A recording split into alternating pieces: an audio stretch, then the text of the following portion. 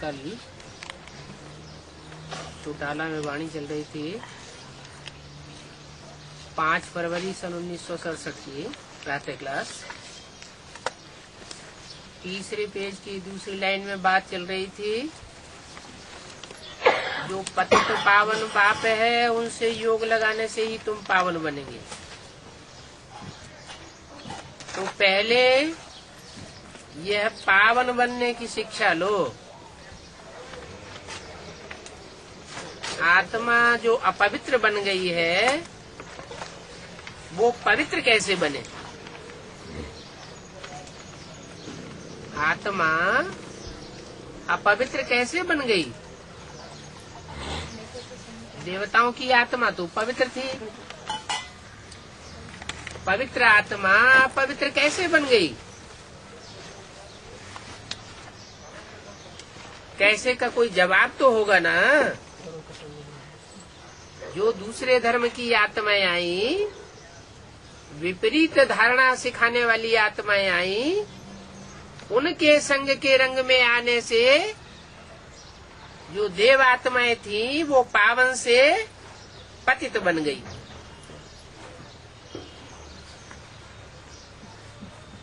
तो पतित पने का वर्षा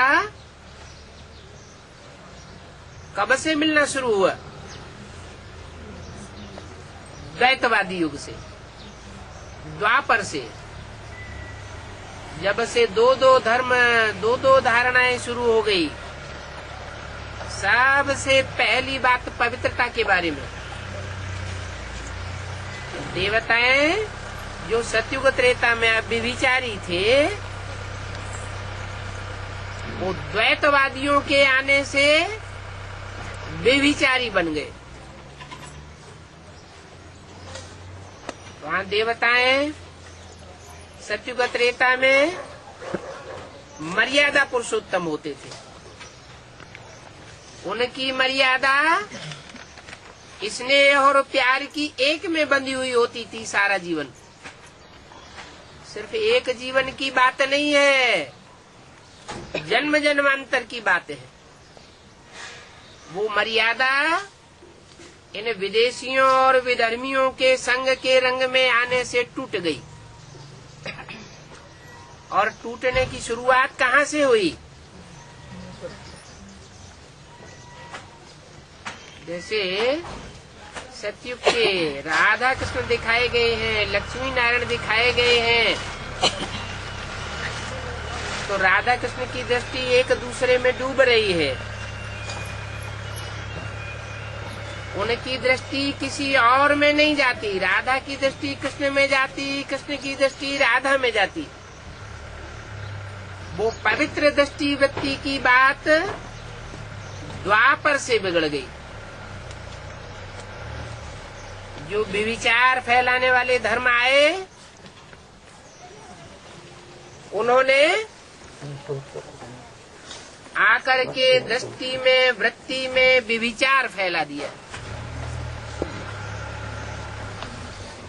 और तब से भारत का पतन होना शुरू हुआ।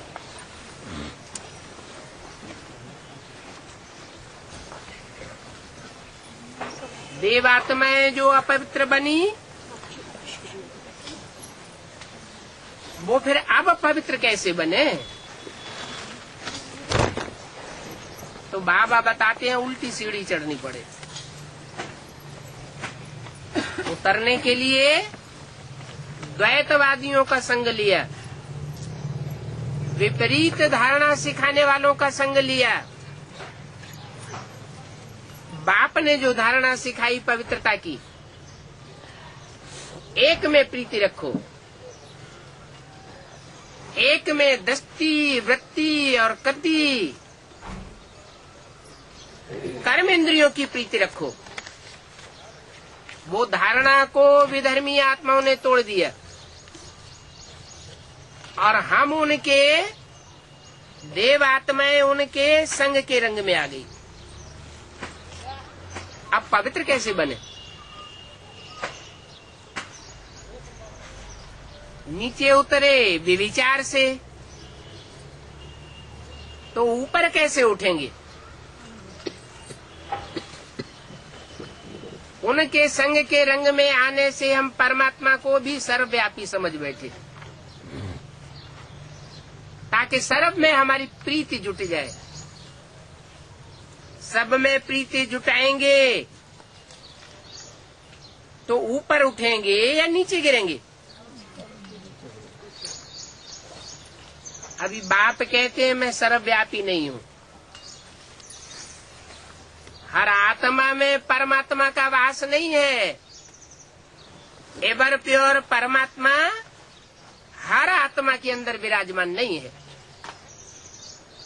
वो सुप्रीम रूह की रूहानियत हर आत्मा में मौजूद नहीं है। अभी बाप कहते हैं मैं एक व्यापी होकर के आया हूँ। उस एक व्यापी को पहचानेंगे और पहचान करके, जान करके, मान करके उससे प्रीति जुटाएंगे तो आत्मा पवित्र बन जाएगी। संग तारे कुसंग बोरे, द्वापर युग से कुसंग लगता चला आया। अभी एक जन्म में संभावना है बाप के आने से कि हम कुसंग को सत्य संग में बदल सकते हैं। दुनिया में सत्य 100% कोई नहीं है।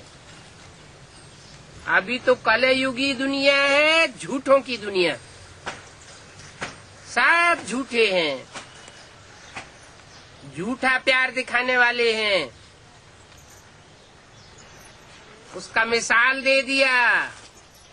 हिंदुस्तान पाकिस्तान का जब बंटवारा हुआ था,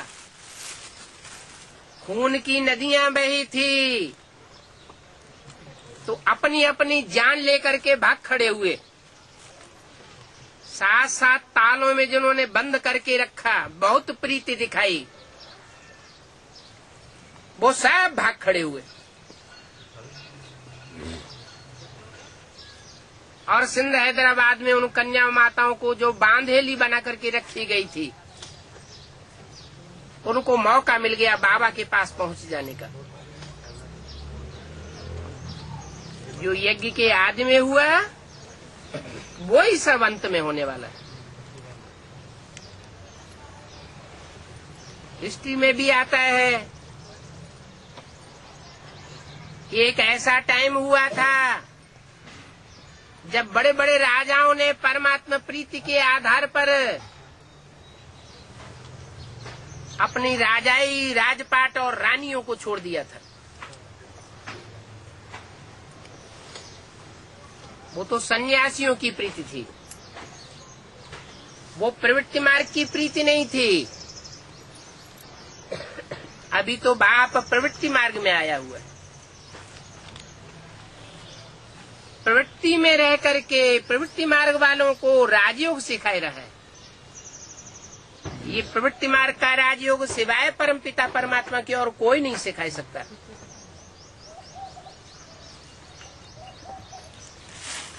सन्यासियों ने अगर सिखाया होता तो वो अपनी प्रवृत्ति को छोड़ करके क्यों भागते जंगलों में। ये तो बाप ही है जो बेहद की प्रवृत्ति संसार में आकर के जुटाता है और बेहद की प्रवृत्ति भी निभाता है, अंत तक निभाता है। अभी बाप कहते हैं कि तुम्हारी आत्मा जो अपवित्र बन गई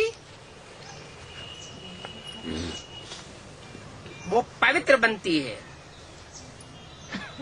एक के संग के रंग से पवित्र बनती है। ये आत्मा रूपी बैटरी है। जैसे बैटरी डिस्चार्ज हो जाती है तो दूसरी बैटरी से जोड़ दी जाती है, तो जो बड़ी बैटरी से बैटरी जुड़ती है उसकी ताकत उसमें आ जाती है। ये आत्मा रूपी बैटरी तो नंबरवार है। सुप्रीम सोल तो जनरेटर है। उसे बड़ी सी बड़ी बैटरी नहीं कहेंगे। वो बैटरी कभी खलास नहीं होती है। उसके लिए शास्त्रों में कहा गया है, पूर्णमिदं पूर्णमदः पूर्णात् पूर्णमुदच्यते पूर्णस्य पूर्णमादाय पूर्णमेवावशिष्यते। ये पूर्ण है। इस पूर्ण में से पूरा ही निकाल लिया जाए तो भी ये पूरा का पूरा ही बचा रहता है। ये तेज कभी खलास होने वाला नहीं है। आत्माओं का तेज खलास हो जाता है। इसलिए आत्माएं पवित्र से अपवित्र बनती है। आत्माओं का बाप परमात्मा सुप्रीम सोल कभी भी अपवित्र नहीं बनता। कितने भी क्लोज कनेक्शन में आए, दृष्टि के क्लोज कनेक्शन में आए, वृत्ति के को क्लोज कनेक्शन में आए, कर्मेंद्रियों के क्लोज कनेक्शन में आए, जिसकी यादगार शिव के मंदिर में दिखाई जाती है।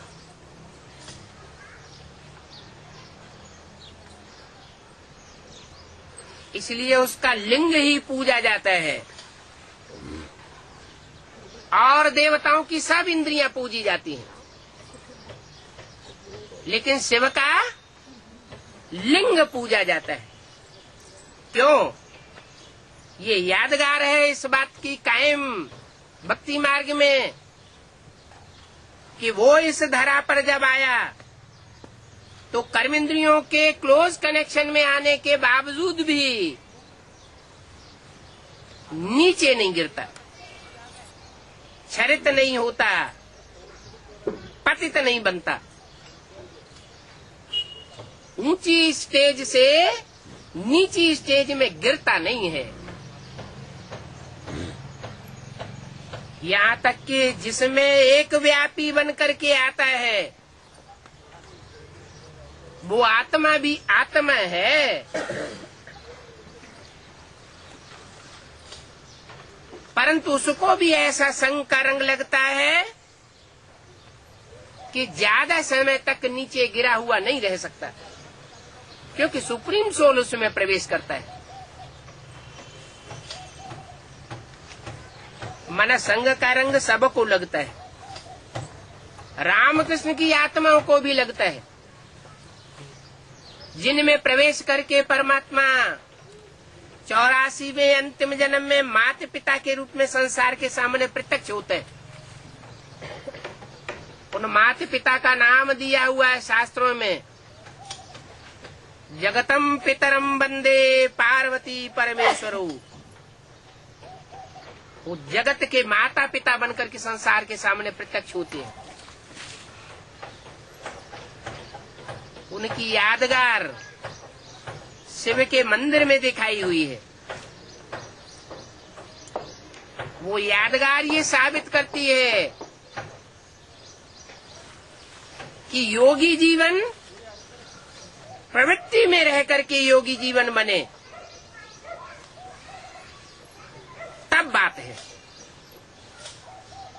निवृत्त होकर के, दूरवाज खुशवाज होकर के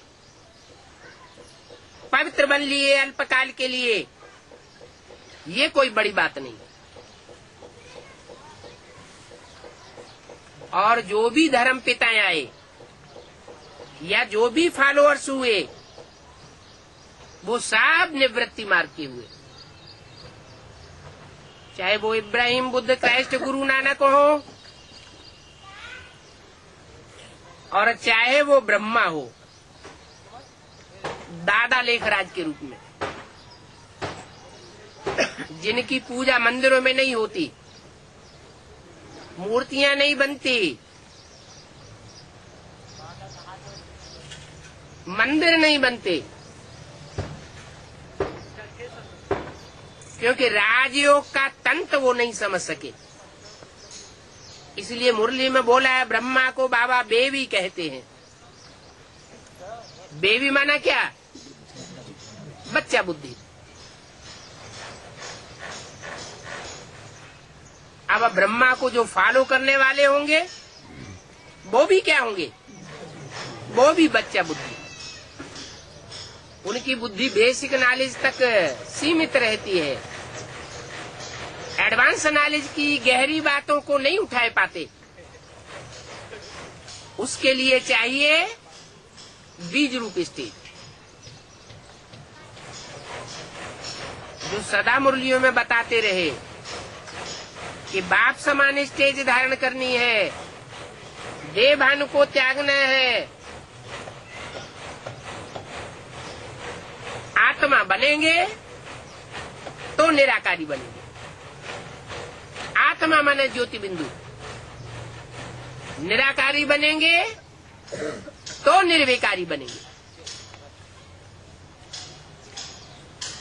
साकार भान में रहेंगे तो कर्म इंद्रियां चंचल होती रहेंगी। सुबह से लेकर के शाम तक जितनी प्रैक्टिस करेंगे, मैं आत्मा ज्योति बिंदु हूँ, स्टार हूँ, उतना ही निराकारी स्टेज बनती जाएगी और बाप के नजदीक पहुंचते जाएंगे। हमारी आत्मा रूपी बैटरी बाप के नजदीक पहुंचेगी तो चार्ज होती जाएगी। इसलिए बोला भी है, आत्मा रूपी सुई की सारी कटने पर तुम बच्चे डायरेक्ट बाप से सीखोगे। डायरेक्ट का कनेक्शन जास्ती होगा या जो इनडायरेक्ट है उसका कनेक्शन जास्ती होगा? जो डायरेक्ट कनेक्शन जोड़ेंगे उनको डायरेक्ट पावर मिलती है। एडवांस में ज्ञान में आने वाले सब डायरेक्ट बाप से कनेक्शन जोड़ने वाले, लेकिन बाप को नंबरवार पहचानते हैं, नंबरवार निश्चय बुद्धि बनते हैं। जितना पहचानते हैं उतना समर्पण बुद्धि बनते हैं।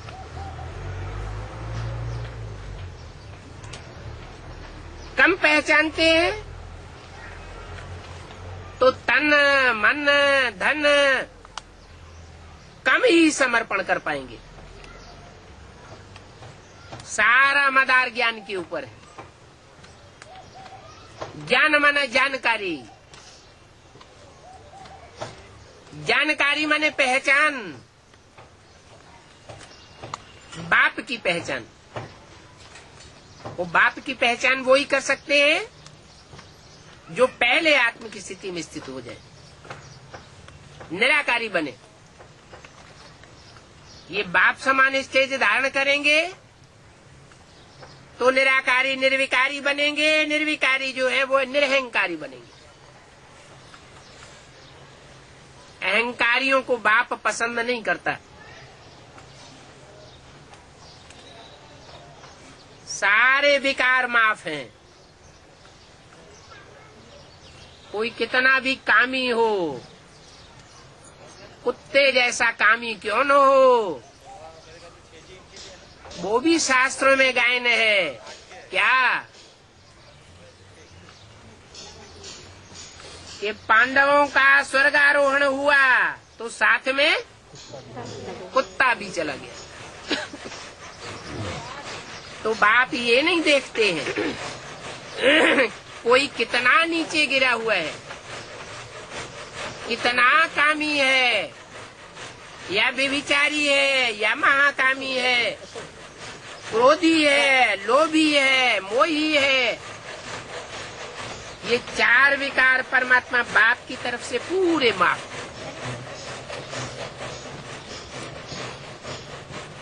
लेकिन अगर अहंकारी है तो बाप की ओर से माफ नहीं होता। ऐसे भी नहीं कि बाप उन बच्चों को घृणा करता है। दुनिया में ऐसे ही होता है, जिसको जो घृणा करता है उसको अपने नजदीक नहीं आने देता। और बाप सुप्रीम सोल ऐसा नहीं है, उसको किसी से घृणा नहीं है। जो अहंकारी थे अहंकारी बच्चे हैं, महादेह अभिमानी हैं, उन बच्चों को भी अपने नजदीक बैठाता है। जाड़ के चित्र में देखो, नास्तिक धर्म से जास्ती अहंकारी तो कोई धर्म नहीं हो सकता। महा अहंकारी, देह अहंकार जैसे जाता ही नहीं। वो बच्चा बाप के सबसे नजदीक बैठा।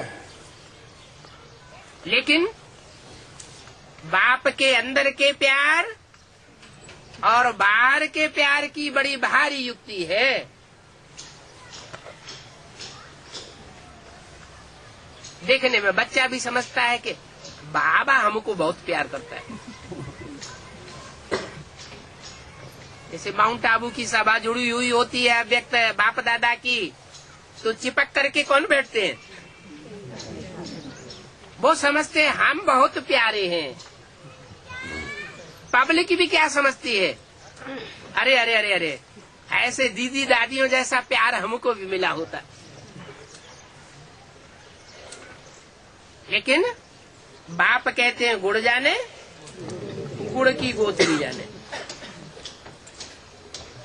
माना बाप जिस मुकर्रर रथ में आता है वो इन बातों को समझ सकता है, और किसी की बुद्धि में ये बातें पूरी रीति बैठती नहीं। अगर पूरी रीति बैठ जाए तो पूरा पूरा मनमना भव हो जाए। मनमना भव की निशानी क्या होगी? है जो बाप का संकल्प सो बच्चे का संकल्प। माना संकल्प मात्र भी विरोधाभास नहीं हो सकता। वाचा में बाप की वाचा से वाचा टकरा जाए, ये तो बड़ी बात हो गई।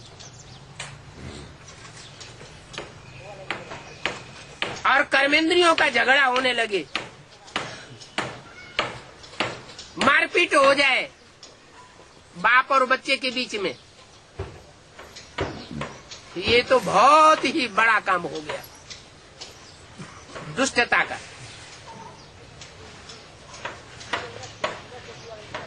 मनमना भव माना संकल्प मात्र भी विरोधाभास नहीं। जो बाप चाहता है वो ही बच्चा करेगा। जो बाप बोलता है बच्चा वही बोलेगा। जो बाप की भाषा सो बच्चों की भाषा। जो बाप बच्चों से कर्म कराना चाहता है बच्चे वही कर्मेंद्रियों से कर्म करेंगे, दूसरा कर्म नहीं कर सकते। अगर करते हैं या बोलते हैं या सोचते हैं बाप के विपरीत सोचते हैं, करते हैं, बोलते हैं, तो इससे साबित होता है कि वो मनमना भव की लिस्ट में नहीं है। ऐसे जो मनमना भव होते हैं वो वही बच्चे हो सकते हैं जिन्होंने बाप को पूरा पूरा अच्छी रीति पहचाना हो। इसलिए कहते हैं कि ज्ञान पहला सब्जेक्ट है। ज्ञान माना जानकारी। 4 सब्जेक्ट्स में पहला नंबर किसका रखा? ज्ञान। उसके बाद ज्ञान के आधार पर योग। जितना ज्ञान होगा गहरा उतनी गहरी याद टिकेगी। ज्ञान अर्थात जानकारी अर्थात पहचान नहीं होगी तो याद भी टिकेगी नहीं। बैठ तो ही बुद्धि में नहीं बैठेगा कि बाप क्या चीज है। इसलिए बाप कहते हैं मैं जो हूँ, जैसा हूँ और जिस रूप में पार्ट बजा रहा हूँ, उस रूप को कोई बिरले बच्चे हैं जो समझते हैं। न समझने के कारण फिर बुद्धि का योग इधर उधर भटकता रहता है। कहीं देहधारियों में भटकता है, कहीं देह के पदार्थों में भटकता है। बुद्धि एक बात में टिकती ही नहीं, क्योंकि पूरा जानकारी नहीं है कि बाप से क्या प्राप्ति होती है। बाप से प्रीति बुद्धि होने से क्या प्राप्ति होती है, और कोई भी बात में बाप से विपरीत बुद्धि होने में क्या प्राप्ति हो जाती है। कितना बड़ा घाटा हो जाता है, ये बुद्धि में जब तक बैठा नहीं है तब तक जैसे राजयोग सीखा ही नहीं। ये राज भरा हुआ है। योग माना लगाओ, इसका नाम है राजयोग। लगाओ माने अटैचमेंट। दुनियावी व्यक्तियों में, दुनियावी पदार्थों में अटैचमेंट होता है तो उसकी निशानी क्या होती है?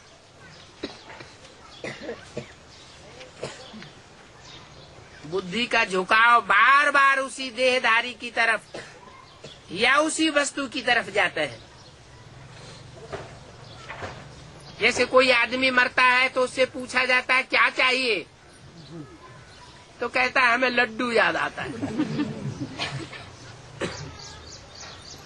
तो लड्डू उसको दिया जाता है। अंतमते सोगते। अभी तो सारी दुनिया की अंतमते है, दुनिया ही खलास होने वाली है। अभी अंत समय में जहाँ जहाँ जिसकी बुद्धि लटकी हुई है, अगर अंत तक वो बुद्धि लटकी रही, खिंचाव होता रहा उस देहधारी का, तो उस देहधारी से ऊंचा पद पा सकेंगे क्या? है? जिस देहधारी में बुद्धि लटकी होगी उससे ऊंचा पद नहीं हो सकता। ज्यादा से ज्यादा उसके समान पद हो सकता है। तो बाप कहते हैं सबसे बुद्धि योग तोड़ो और मुझे एक संग जोड़ो। एक के साथ जोड़ने से क्या प्राप्ति होती है, ये बिरले बच्चे जानते हैं।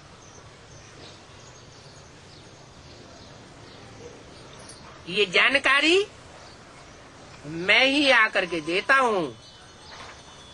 क्या जानकारी? बाप का परिचय। ये बाप का परिचय बाप के सिवाय और कोई दे ही नहीं सकता। बेसिक नॉलेज में भी वो माँ के रूप में आता है और बच्चों को परिचय देता है कि मैं ज्योति बिंदु हूँ, मेरी आत्मा का नाम शिव है। शिव को बूरी भी कहा जाता है। बूरी माना बिंदी। ये नाम कभी बदलता नहीं है।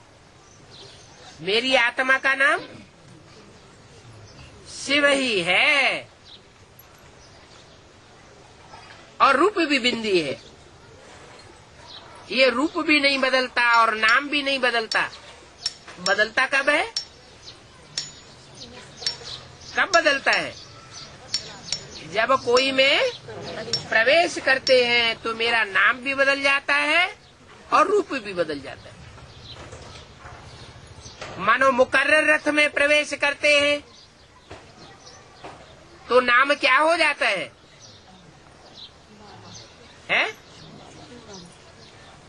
मुकर्रर रथ में प्रवेश करते हैं तो मेरा नाम शिव से बदलकर क्या हो जाता है? मेरा नाम वो हो जाता है जो 33 करोड़ देवताओं में से और किसी को वो टाइटल नहीं मिलता। शिव का नाम 33 करोड़ देवताओं में से किसी के साथ नहीं जोड़ा जाता, सिर्फ है जिसे देव देव महादेव कहा जाता है, जो देवताओं में सबसे बड़ा देवता है, उसके साथ मेरा नाम जोड़ा जाता है और किसी के साथ नहीं जोड़ा जाता। क्यों? 33 करोड़ देवताओं में एक के साथ ही क्यों जोड़ा जाता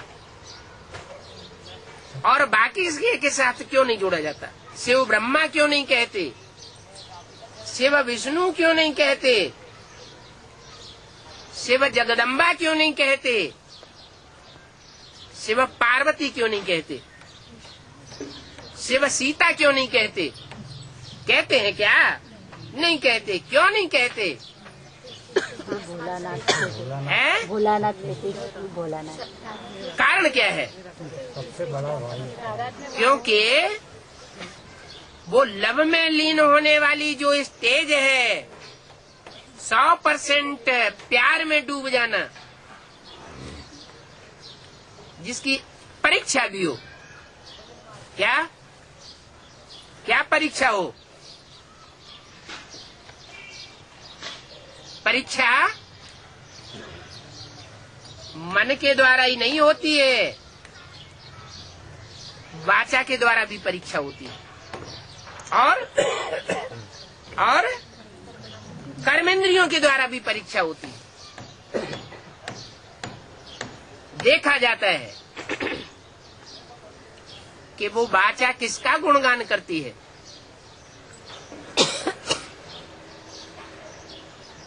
एक बाप के मुकाबले किसी और को प्रियोरिटी तो नहीं देती है। अगर वाचा एक बाप के मुकाबले किसी और की प्रशंसा करती है, किसी दूसरी आत्मा को उस स्टेज पर रख देती है, तो प्यार एक के प्रति कहा जाएगा या दो के प्रति कहा जाएगा?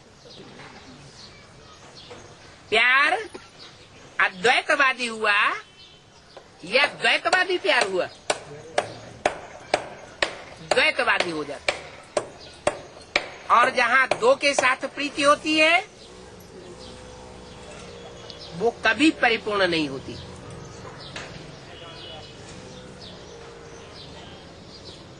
भारत में तो खास बोलते हैं, एक पत्नी सदा ब्रह्मचारी। सिखों में भी कहते हैं, राम का मिसाल देते हैं। कौन से विशेष गुण का? मर्यादा पुरुषोत्तम का।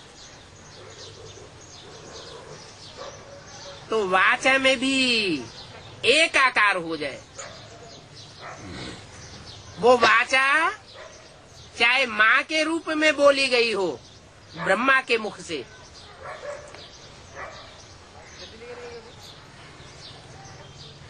लेकिन उस वाचा में भी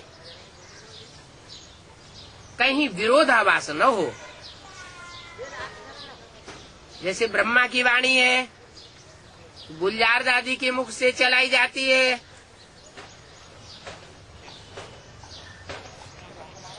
कोई क्रास नहीं दिखाई पड़ता मुरली में और अव्यक्त वाणी में। किसी वाक्य में किसी को कोई क्रास दिखाई पड़ा हो, विपरीतार्थक बातें दिखाई पड़ती हो, तो बतावे। मुरली का कोई पॉइंट अव्यक्त वाणी के कोई पॉइंट को काटता हो तो कोई बतावे। कोई पॉइंट नहीं काटता। अव्यक्त वाणी जैसे मुरलियों के पैरेलल चलती है, साथ साथ चलती है। फिर तो दादा लेखराज ब्रह्मा को भगवान का रूप हो जाना चाहिए।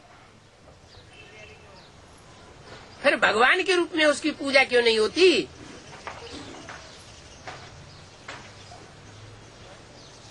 फिर तो ब्रह्मा का नाम शिव के साथ जुड़ जाना चाहिए ना, क्यों नहीं जुड़ जाता? जब ब्रह्मा के द्वारा जो भी वाणी बोली गई गुलजार दादी के थ्रू, वो सारी की सारी वाणी इतने वर्ष चलाई गई और मुरलियों के अनुकूल है, प्रतिकूल एक शब्द भी नहीं।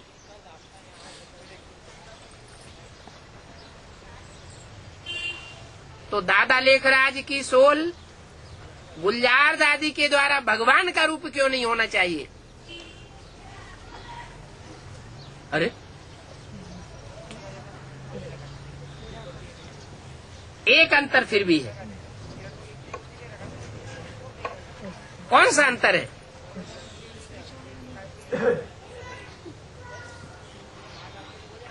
कोई की बुद्धि में नहीं आता है? पवित्र नहीं, वो तो आता ना आता बात अलग हो गई, लेकिन वाणी की बात हो रही है। अव्यक्त वाणी और जो व्यक्त वाणी है उसमें विशेष अंतर एक बात का फिर भी है। वो अंतर ये है कि दादा लेखराज ब्रह्मा के तन के थ्रू जो वाणी चलाई जाती थी वो सुप्रीम सोल के द्वारा चलाई गई थी, और गुलजार दादी के तन के द्वारा जो वाणी चलाई जाती है वो सुप्रीम सोल के द्वारा नहीं चलाई जाती। किसके द्वारा चलाई जाती? देव आत्मा के द्वारा चलाई जाती। तो जो जैसा होगा वैसी ही पढ़ाई पढ़ाएगा। देवता होगा तो देवताई वाणी सुनाएगा। देवता माना धारणा युक्त। देवता किसे कहा जाता है? जो धारणाओं से भरा पूरा हो उसे कहेंगे देवता। धारणाहीन हो, ज्ञान तो रावण में भी दिखाया गया है चित्रों में।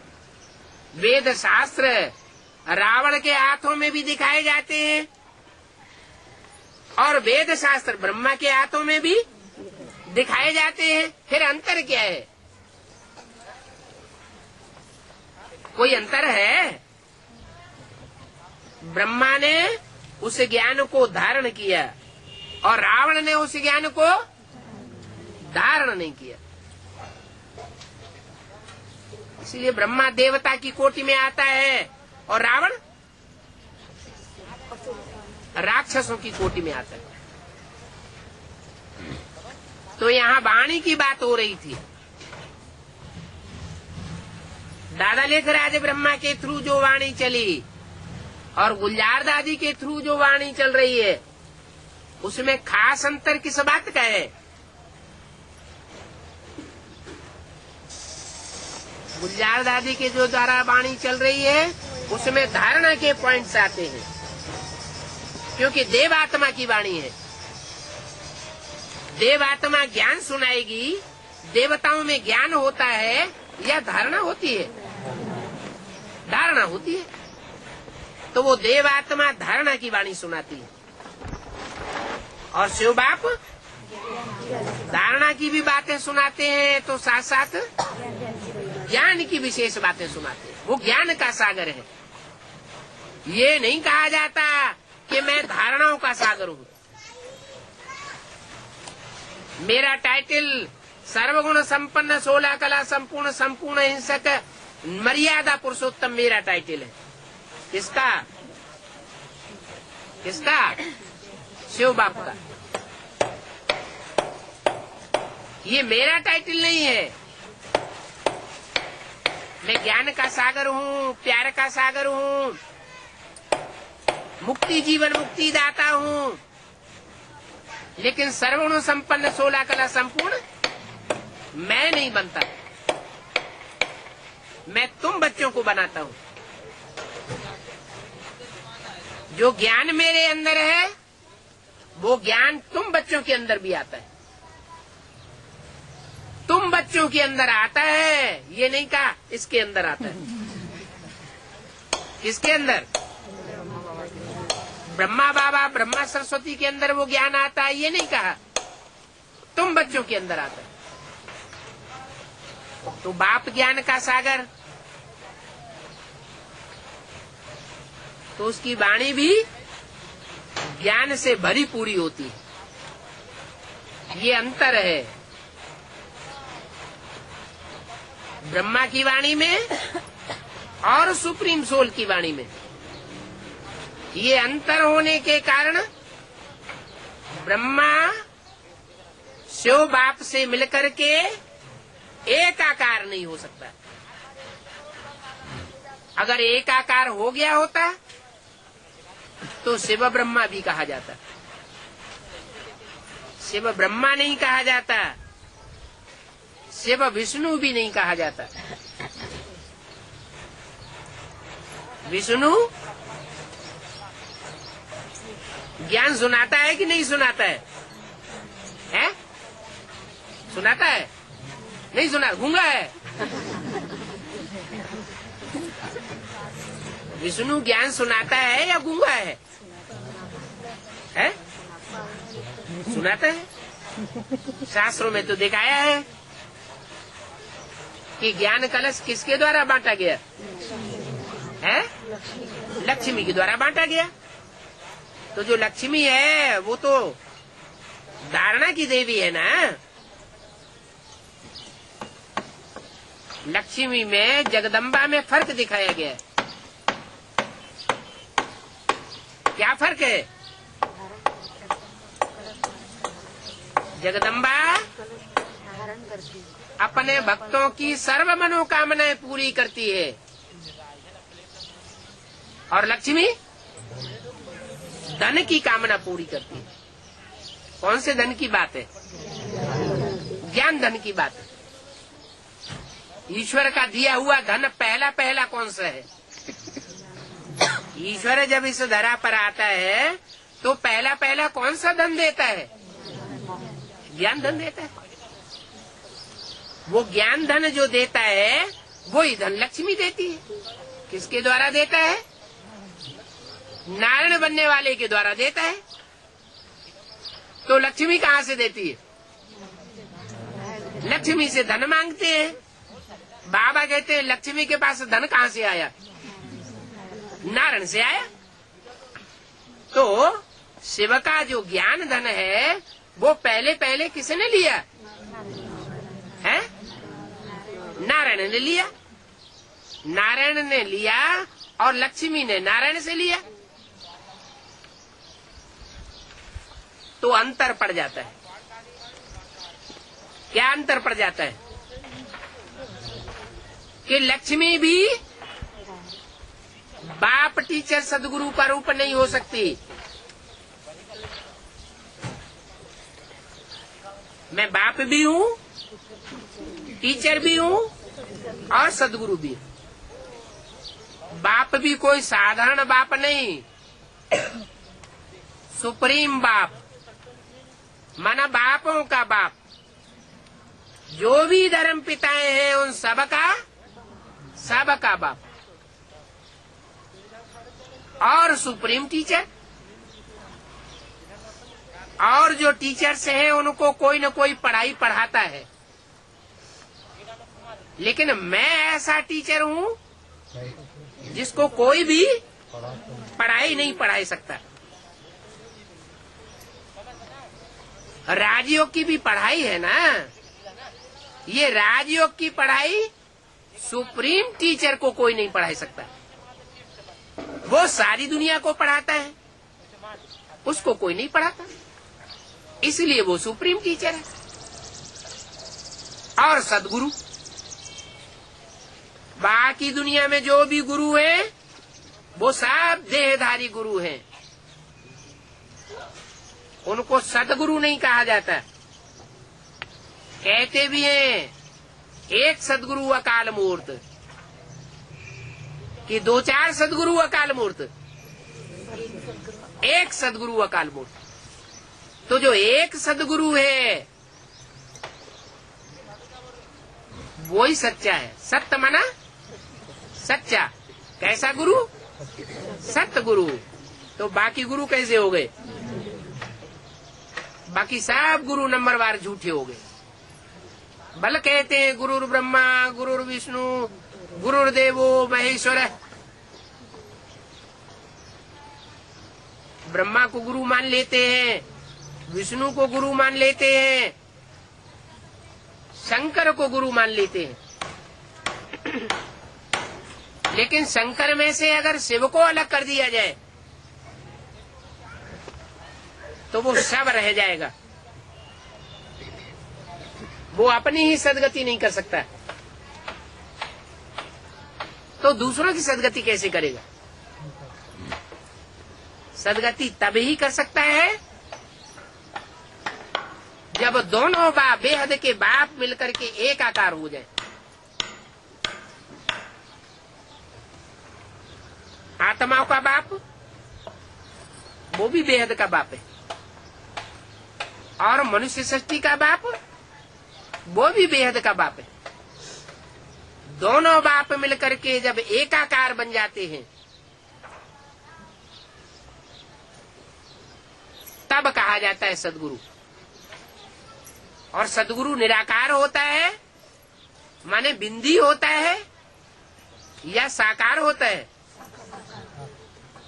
सदगुरु सदगति करेगा तो क्या सिर्फ आत्मा की सदगति करेगा? शरीर की सदगति नहीं करेगा। सिर्फ आत्मा की ही सदगति करे तो कहेंगे 500 करोड़ की सदगति करके जाता है। करता है, एक जन्म की करता है सबकी, लेकिन अनेक जन्मों की सदगति और उसमें ये जन्म भी शामिल हो वो सिर्फ एक सदगुरु ही करता है और सबकी नहीं करता। सिर्फ उनकी सदगति करता है जो नंबरवार मनमना भव बनते हैं, बाप के संकल्पों में मिलकर के एक हो जाते हैं, बाप की वाचा में मिलकर के एक हो जाते हैं और बाप के डायरेक्शन के अनुसार कर्मेंद्रियों की चलन में एक हो जाते हैं।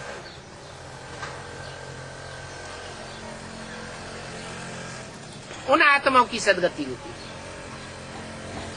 और शरीर सहित सदगति होती है। इसलिए बोला है आत्मा रूपी बिठैया और शरीर रूपी नवैया, दोनों का खिवैया एक बाप है। मैं ऐसा धोबी हूँ जो तुम्हारे शरीर रूपी वस्त्र को बढ़िया बना करके जाता हूँ। ऐसा धोबी किस काम का? जो वस्त्र फाड़ के रख दे और कहे अगले जन्म में ले लेना। बाप कहते हैं नहीं,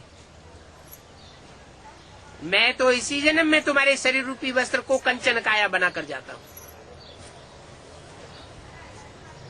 आत्मा भी कंचन बनती है, सच्ची बनती है। कंचन माना सोना, सोना माना सच्ची।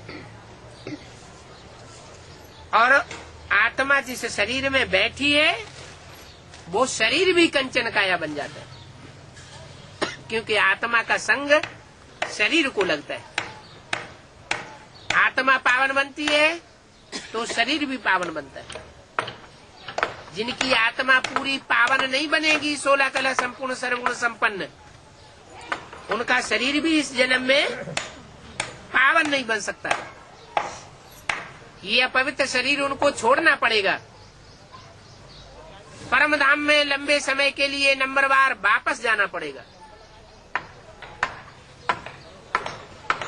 मैं तुम्हें ऐसी युक्ति बताता हूँ, ऐसा राजयोग सिखाता हूँ,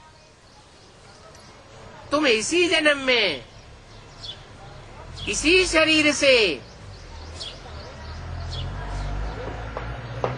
आत्मा और शरीर दोनों को कंचन बना लेंगे।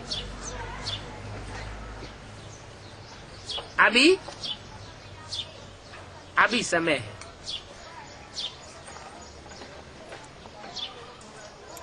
अभी फिर भी समय है बाप को पहचानने का और बाप का संग का रंग लेने का। संग का रंग लेने का मतलब ये नहीं कंधे पे चढ़ के बैठ जाए। ऐसे बहुत होते हैं कि सरेंडर हो जाते हैं और कहते हैं हम तो साथ ही रहेंगे,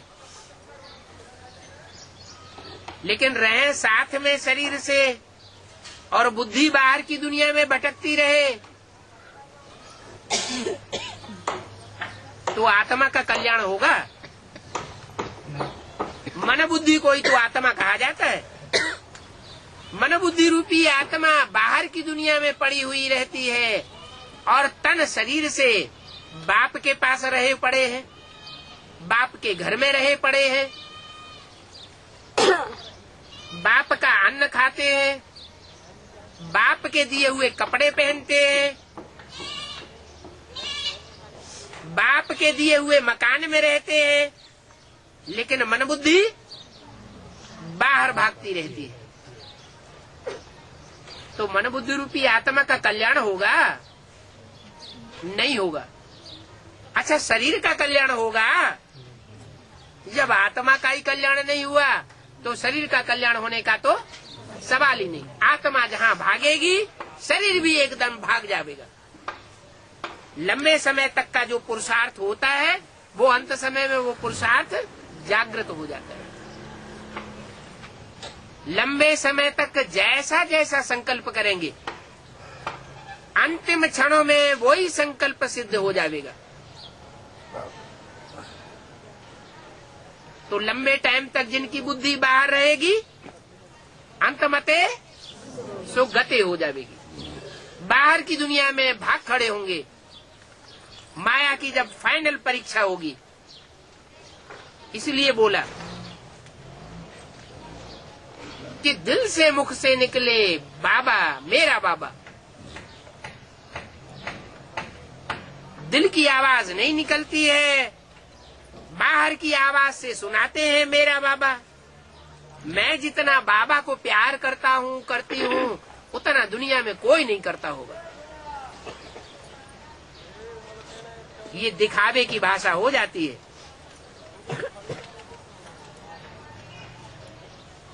जिसके अंदर में भरा होगा मेरा बाबा, उसके चेहरे में और चलन से दिखाई पड़ेगा। क्या क्या दिखाई पड़ेगा? कि बाबा तो इनको मिला है और हमको नहीं मिला।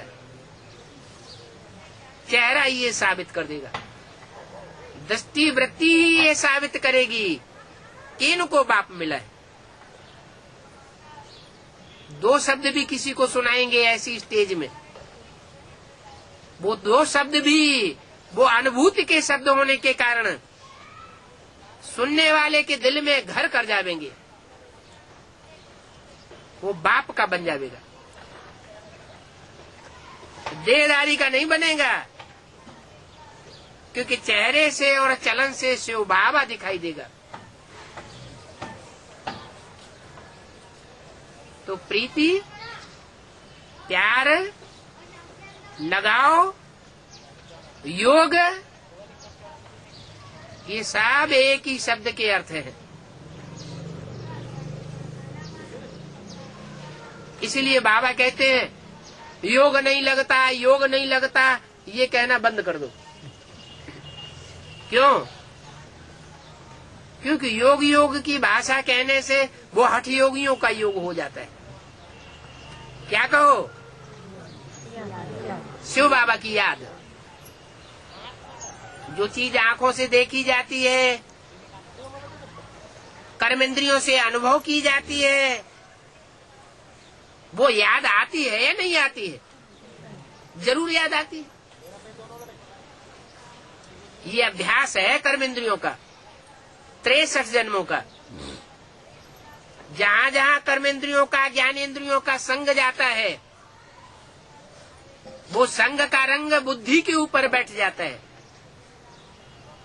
मन बुद्धि के ऊपर जो संग का रंग बैठता है वो याद जरूर आता है।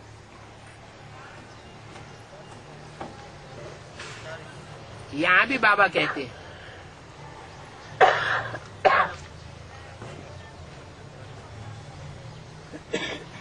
कि राज परिवार में वो ही आवेंगे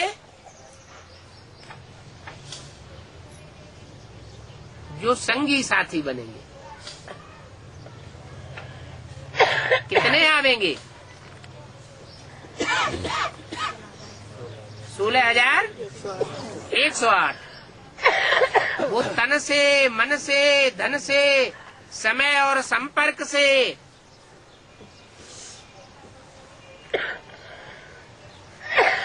सरेंडर होने वाले होंगे या नॉन सरेंडर होंगे। उस लिस्ट में बांधेली माताएं आएंगी या नहीं आएंगी? है? वो तो तन से संग नहीं दे पाती है, धन से भी संग नहीं दे पाती है, धन उनके पास होता नहीं, पति के बंधन में होता है, तन भी नहीं, धन भी नहीं, समय भी नहीं दे पाती ईश्वरीय सेवा में, संपर्क में भी नहीं आ पाती, संबंधियों की ताकत भी नहीं लगा पाती, सारे संबंधी उनको छू छू करते हैं। फिर मन जो है वो सरेंडर होता है।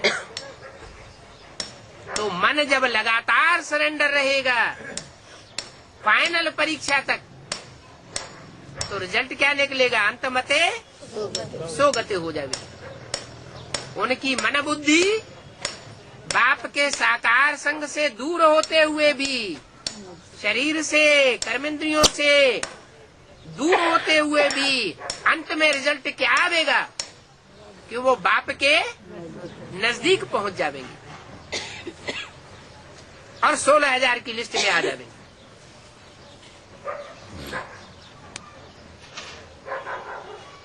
और अभी मिसाल दिया, जो पहले पहले सरेंडर हो जाते हैं और बुद्धि बाहर की दुनिया में धरी रहती है, वो दूर हो जाएंगे। तो जो दूर हो जाएंगे अंत समय में, वो फिर 16,000 की लिस्ट में आवेंगे या नहीं आवेंगे? नहीं आएंगे। हैं? नहीं आएंगे। फालतू सरेंडर हुए हैं? फालतू सरेंडर हुए, भाग जाना चाहिए हैं? नहीं, नियम है कि जो भी एक बार भी सरेंडर हुआ तो बाप अंत तक साथ देने के लिए बांधा हुआ है।